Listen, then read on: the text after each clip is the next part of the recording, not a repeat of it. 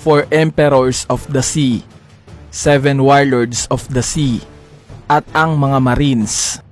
Mas kilala nga itong tatlo na to bilang 3 great powers sa mundo ng One Piece. Bali itong tatlong nabanggit ko nga ang nagpapanatili ng balanse ng lakas sa mundo. Kailangan ngang balansehin itong mga to para mapanatili ang kapayapaan sa mundo. Pero ngayong wala na nga itong isa sa 3 great powers, which is yung 7 Warlords of the Sea, paano pa mababalanse ngayon ang lakas sa mundo? Bali dito na nga papasok itong main topic natin. Tatalakayin nga natin kung ano nga ba ang kinalaman ni Red Hair Shanks sa sinasabing pagbabalanse ng lakas sa mundo at kung bakit may uugnay natin itong si Monkey D. Dragon sa kanya. Alam naman nating lahat na bilang lang sa mga daliri natin kung kailan lang nagpapakita itong si Shanks sa series netong One Piece. Pero sa bawat appearance nga netong si Shanks, masasabi naman nating may kabuluhan ang mga to. At bukod pa nga dyan, lagi ring may kinalaman sa pagbabalanse sa lakas ng mundo itong ginagawa ni Shanks. Tulad na lang nung oras na nag-appear itong si Shanks during chapter 434. Nabalitaan nga netong si Shanks yung ginawa ni Blackbeard kay Touch, as well as yung ginawang paghabol ni Ace kay Blackbeard. Kaya naman pinuntahan nga ni Shanks itong si Whitebeard at inutusan na pigilan ni Whitebeard itong si Ace sa paghabol kay Blackbeard. Bakit? Dahil sa alam nga netong si Shanks kung gaano kapanganib itong si Blackbeard. At isa pa alam nga rin ni Shanks ang kahihinatnan ng paghabol na to ni Ace. Which is totoo naman, naging masalimuot nga ang kinahinatnan netong maling desisyon ni Whitebeard. Ang isa pa ngang example natin dito yung during Marineford War. Nalaman nga natin sa iilang Marines na galing daw sa New World itong si Shanks, specifically kay Kaido. So bakit pumunta si Shanks kay Kaido? Dahil nabalitaan nga ni Kaido yung ginawang pagsagip netong Whitebeard Pirates kay Ace. Pumunta nga si Shanks kay Kaido para pigilan ito na pumunta ng Marineford War. Kuya Eneru, bakit naman pinigilan pa ni Shanks si Kaido na pumunta ng Marineford War?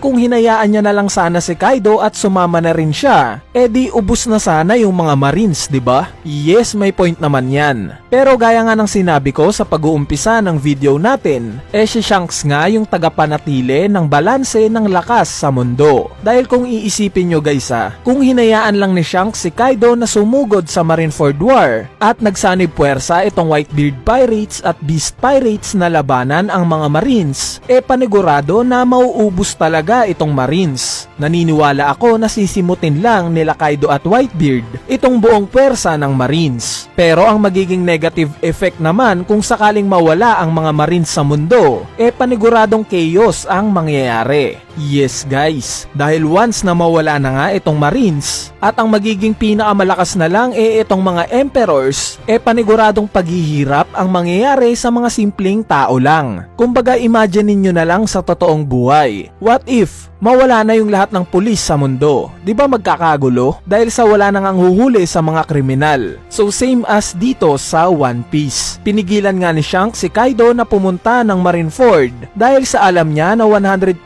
siyang sigurado na pag hinayaan niya si Kaido paniguradong mauubos itong buong hanay ng Marines. At kapag naubos nga itong mga Marines hindi na magiging balanse pa ang lakas sa mundo. Anyway, ang sumunod naman na scene kung saan natin nakita yung pag-appear na itong si Shanks during na sa Marineford War, kung saan siya nga mismo ang nagpatigil sa nangyayaring gera sa pagitan ng mga Marines at ng Whitebeard Pirates. Pinigilan nga ni Shanks itong gera na to dahil sa alam niya na kapag mas marami pang casualty ang magaganap sa Marines, mas mahihirapan na silang makabangon pa. So kapag matagal makarecover itong Marines, ang ibig sabihin lang neto, mas magiging vulnerable na sila kung sakali mang sumugod itong dalawang Emperor na sila Big Mom at Kaido. So nagigets nyo kung anong ginagawa ni Shanks? Binabalansi nga netong si Shanks yung lakas sa mundo ng One Piece. Dahil marami nga ang nakaka-misinterpret sa ginagawa netong si Shanks. Marami ngang nag-aakala nakakampi itong si Shanks sa world government dahil sa pinigilan niya nga si Kaido na pumunta ng Marineford War at pinigilan niya rin mismo yung Marineford War. Pero in reality nauunawaan lang talaga ni Shanks yung sitwasyon. Sitwasyon na kung sakali mang may lumamang sa pagitan ng mga Marines at ng mga pirata, paniguradong may hindi magandang mangyayari. Bali ang bottom line lang dito etong si Shanks ang tagapanatili ng balanse sa mundo. Kumbaga ayaw niya ng patayan. Dahil gaya nga ng nabanggit niya kay Whitebeard, ayaw nga daw niya itong henerasyon na to. Dahil itong mga bagong pirata nga daw na to puro reckless. Nakita naman natin itong recklessness ni Ace, di ba? Nagresulta nga ito sa kamatayan niya at sa captain niyang si Whitebeard. So kung ayaw pala ng gulo at patayan netong si Shanks, paano naman papasok sa topic natin itong si Monkey D. Dragon? Bali ang kabaliktaran nga ng ninanais netong si Shanks, which is yung walang patayan, siya namang nais ni Dragon. Gusto nga netong si Monkey D. Dragon ng gera. In fact, nagdeklara pa nga itong si Dragon ng gera laban sa mga Celestial Dragons. Sa tingin nyo, kung sakaling malaman ni Shanks itong plano ni Dragon na pakikipaggera sa mga Celestial Dragons, ano yung gagawin niya? Siyempre, pipigilan ni Shanks itong Revolutionary Army. Pipigilan nga niya to dahil sa ayaw nga niyang masira ang balanse ng lakas sa mundo. Ngayon, dito na papasok itong 5 elders ng world government. Sinabi nga mismo ng isa sa mga Gorosei kay Shanks na hindi daw mame-maintain panghabang buhay ang balanse sa mundo. At oras na nga daw para gumawa na ng Great Cleansing. Sa tingin nyo, papayag ba itong si Shanks sa Great Cleansing? Di ba hindi rin? Kaya possible na minimisdirect lang tayo ni Oda na ang pupuntahan ni Shanks si Blackbeard. Bagkos ang pakay pala talaga ni Shanks ang puntahan itong si Monkey D. Dragon. Pupuntahan nga niya to nang sa ganon